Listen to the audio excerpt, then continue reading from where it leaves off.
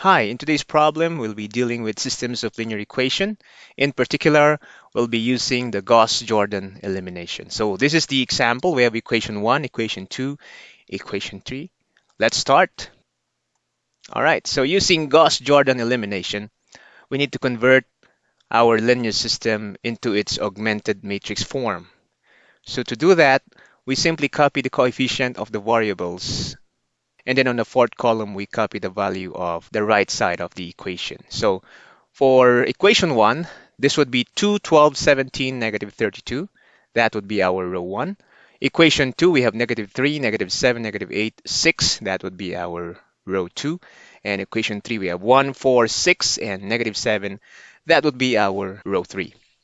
And this is now what we call the augmented matrix. Now on this right side of this solution, we have what we call the raw operation. So we'll be listing the formula we are using in simplifying our augmented matrix. And it has three categories for the operation. We have the scale, the pivot, and the swap. I'll be showing examples as we go on with our row operation.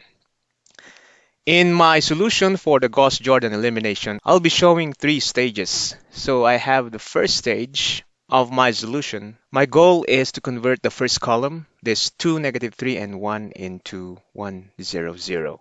Or I mean transform these values, first column into 1, 0, 0. On the second stage of my solution, the first column and the second column should be in this value 1, 0, 0 and 0, 1, 0. And finally, on the third stage of my solution, the first three columns should be in an identity matrix form. So in this form. So how do we do that? Let's start with the row operation. Okay, so let's start solving. For row 1, I need to convert 2, this value, into 1, and then the other values will follow depending on the operation I'll be using. To do that, I could simply divide 2 by 1. That would be my operation. So row 1 would now be divided by 2. And this is now the new row 1, and I'm going to call it row 1 prime. So if I simplify that, I have 2 divided by 2 is 1, 12 divided by 2 is 6, 17 divided by 2. I'm going to write that in a fraction form. And then negative 32 divided by 2, that would be negative 16. I am done with my row 1. I was able to attain my goal, in which this first value of row 1 should be equivalent to 1. Okay? And row 1 prime is now an example of what we call a scale operation. Scale operation is simply multiplying the whole equation by any constant or number. So in this case, the equation is still balanced because you multiplied the left side and the right side of the equation with 1/2. We now proceed to row 2. So my problem is I have a negative 3 on the first column, and this negative 3 should be transformed to 0. But the idea is, what if I transform 2 into 3 and then combine it to negative 3? That would give me 0. So from row 2, I'm going to make a plus there, combining to row 1.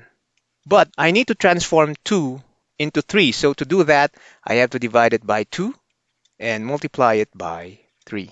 And this is now my row 2 prime. This is an example of a pivot operation. So let me show that. I have row 2, that's negative 3, plus 3 over 2. Then I have row 1, that's 2. Eventually, 2 divided by 2 is 1. And I have negative 3 plus 3 is 0. I was able to attain my objective, which is to transform negative 3 to 0. So apply this operation to all the remaining columns. I have negative 7, that's for row 2, plus 3 over 2, and then I have 12. So 12 divided by 2 is 6. 3 times 6 is 18 minus 7. Let me write that down. 18 minus 7, and that would be 11. Negative 8, we now go to the third column. That's row 2 plus 3/2. Row 1 is 17. I could actually use my calculator in simplifying this value. So I have a negative 8 plus a fraction of 3/2. That's 3 over 2. And then multiplied to 17. When I hit enter, I have 35 over 2. So this is 35 over 2 in fraction form. And then for the last column, I have 6 plus, that's 3 over 2. And then I have a negative 32. Negative 32 divided by 2 should be negative 16. And 3 times negative 16 is negative 48. So this is 6 minus negative 48. And that would be negative 42. All right, so I'm done with my second row. Going to the third row, 1 should be transformed to 0, and the idea is almost similar with how we made the pivot operation on row 2. So I'm going to add or combine row 3 and row 1, but since none of them is a negative value, so I'll make use of a minus operation. So that is R3 minus R1, and the idea is the result should be 0. So 2 needs to become 1. So to do that, simply divide row 1 by 2. So that's 1/2 R1.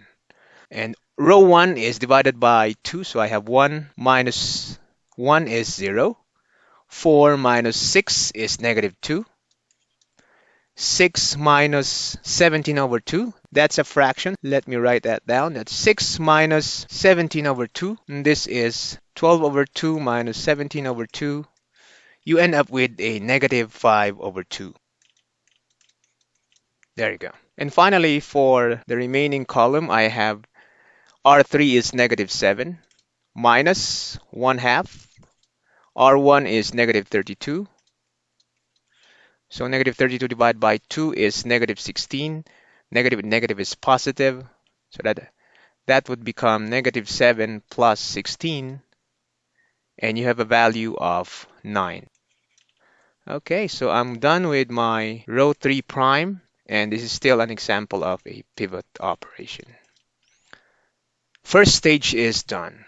We now go to the second stage of my solution, converting now the second column into 0, 1, 0.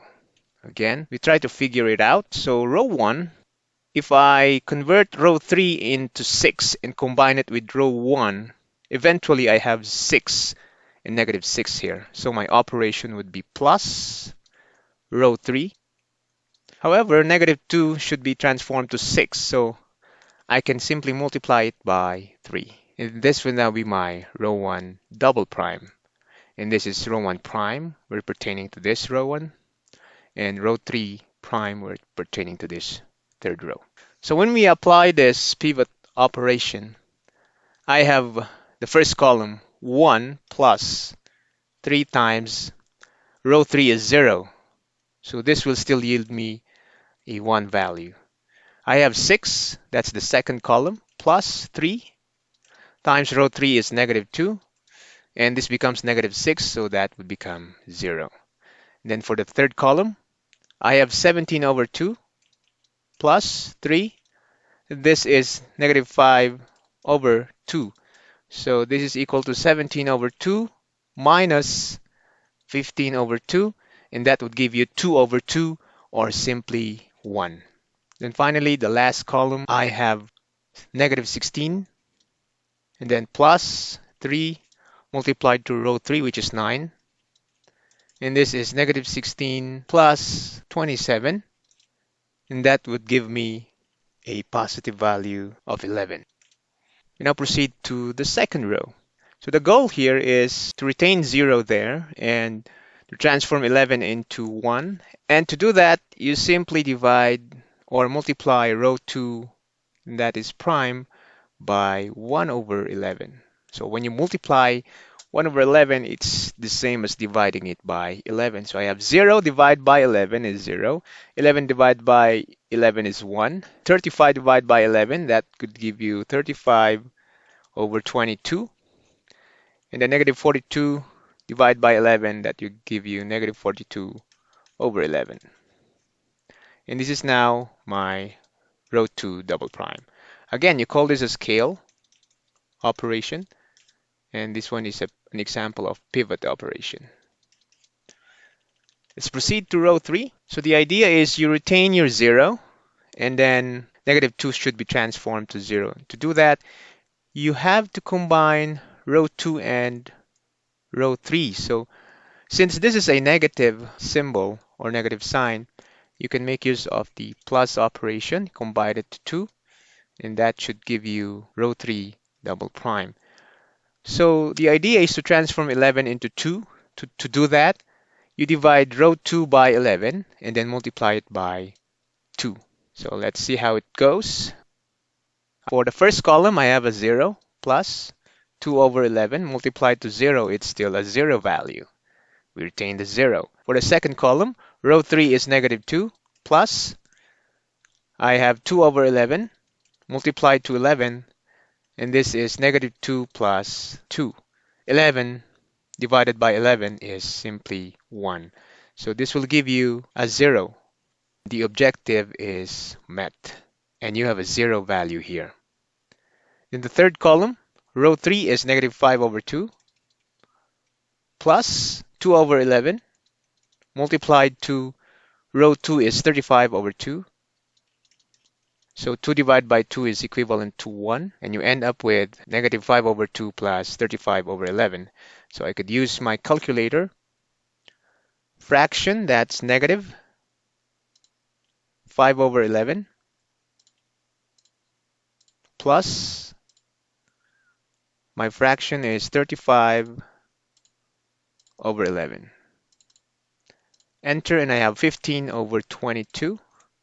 So that would be 15 over 22. Finally, the last column, I have row 3 as 9 plus 2 over 11 multiplied to row 2, which is negative 42. I think I'll be needing my calculator as well to show you how it's properly done. So I have 9 plus my fraction is 2 over 11 and then multiplied to a negative value of 42. So that would be minus 42. Enter, and I have 15 over 11. So this one is 15 over 11. So I am complete with my second stage of my solution. Finally, I have my last stage of my solution. So this third column should be converted or transformed to 0, 0, 1. So normally in dealing with my third stage of my solution, I usually start with the third row, in which I would simply take the reciprocal of whatever value is in here. So that's 15 over 2. Its reciprocal is 22 over 15, and I multiply it to row 3. So in doing such, I would end up with a 1 value. And this is now my row 3 triple prime. So if you multiply this fraction to 0, you still have a 0. Same with this value. And I have 15 over 22 multiplied to 22 over 15 is 1. Then you have a 15 over 11. So let me show that part. I have 22 over 15 multiplied to 15 over 11. And you have 15 divided by 15 is equivalent to 1. 22 divided by 11 is equal to 2. So final answer should be 2. So this is 2. Then I can start with my row 1. So I need to convert this 1 into 0. And to do that, I would simply combine row 1 and row 3. Since none of them is a negative value, my operation should be minus, and then combine this to row 3, wherein the idea is you have to convert or transform this value into 1. So that's by simply multiplying it to its reciprocal. So I have 22 over 15. And this is now my row 3 or row 1 triple prime. So when you perform that operation, I have row 1, that's 1, minus, I have 22 over 15 multiplied to 0. The result is 1 minus 0, so that's 1. So I have a value of 1. And then if we perform that on the second column, I have a 0 minus 22 over 15 times 0. The result is still a 0 value. Then finally, my goal, the third column, I have 1 minus 22 over 15 multiplied to row 3, that's 15 over 22. Eventually, I end up with 1 minus 1, and that would be 0. And then last column, I have 11. That's row 1 minus 22 over 15 times row 3. which is 15 over 11. 15 divided by 15 is 1. 22 divided by 11 is 2. So I have 11 minus 2. That would give me 9. Then finally, my row 2. The idea is combine row 2 and row 3. Combine them using a minus operation. And then just simply make sure that if we subtract these two values here, the result should be 0. And to do that, we have to transform 15 over 22 into 35 over 22. So we can divide row 3 by 15 and multiply it by 35. In doing that, 15 will be canceled and the numerator will be converted to 35. And when you subtract them, you end up with 0. So let's show that. So if we perform this on the first column, combining a 0 minus 35 over 15 times 0 is still 0. And then we have 1 minus 35 over 15 multiplied to row 3, which is 0. That will still give you 1. That's why we have a 1 value there. And then on this part, I have row 2. That is 35 over 22 minus 35 over 15 multiplied to the value of row 3, column 3. That's 15 over 22. So 15 divided by 15 is 1. And you have 35 over 22 minus 35 over 32, eventually giving you a 0 value. For the last column, row 2 is negative 42 over 11 minus 35 over 15 multiplied to the value of row 3, fourth column. That's 15 over 11. So 15 divided by 15 is equivalent to 1. And you have here a negative 42 over 11 minus 35 over 11. Eventually, this gives you negative 77 over 11. And negative 77 over 11 is negative 7. All right, so this is now your row 2 triple prime. And you made use of a pivot operation. Same with row 1 triple prime, a pivot operation. And row 3 is a scale operation. When you transform this augmented matrix into its linear system form, it should look like this. So for the first row, or row 1 triple prime, you have here an x plus 0y plus 0z is equal to 9. This will cancel out, resulting to 0. So that x now is equal to 9. For row 2 triple prime, this is 0x plus 1y plus 0z is equal to negative 7.